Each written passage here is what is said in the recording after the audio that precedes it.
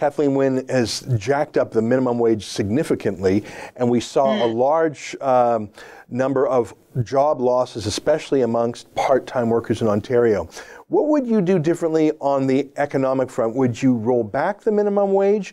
What would you do on some of the costs that businesses are bearing? I mean, you talked about ripping out the wind turbines. That's a big step forward. Where are you on the minimum wage? With respect to minimum wage, I think we can agree that the way it was brought in was so aggressive and so quick that small businesses, which are the backbone for our economy, had no time to absorb this radical jump. And I think, employees who are in the lower wage bracket are feeling the pinch. So in one way, they're getting more pay, but on the other hand, their hours may have been reduced. So they're actually not benefiting. I would definitely hold off on the next projected increase, which is supposed to be next January, and say, hang on, let's do things properly. Let's not just impose, again, once more, our ideology onto sectors of society here in Ontario. Let's consult with small businesses and see what they are able to absorb so that we do things properly. I know this is a shocking idea to Kathleen Wynne, but I believe in consulting the grassroots, consulting small business. We have to do things properly. McGuinty, when Liberals have done things poorly, we're going to change all that.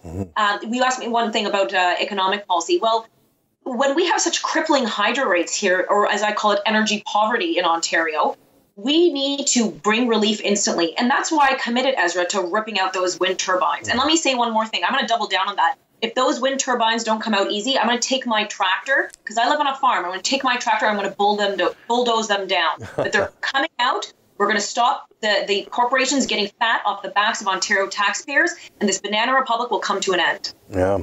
Let me ask you, if you became the leader, and I have one more question about the leadership after this, but let's say you became the leader of the Ontario PCs.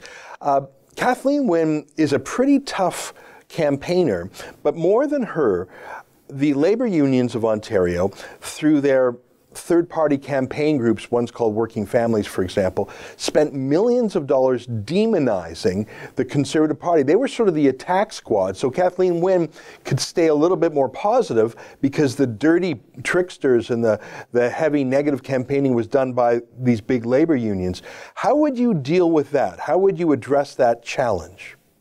Oh, I would address it head on. I have no fear, Ezra, no fear. I have very thick skin, and I'm in this to win it. And I think we as Conservatives have lost the last few elections because we are not standing strong. We're scared of the Kathleen Wynne Liberal war machine. Well, guess what? I've been active in politics in campaign rooms for over 20 years. I know how to attack that war machine. I know how to dismantle it, and I will fight every step of the way. Sure, there are some special interest groups who are going to try to use this platform or that. But I know there are now tighter regulations on third-party financing in Ontario during the election time.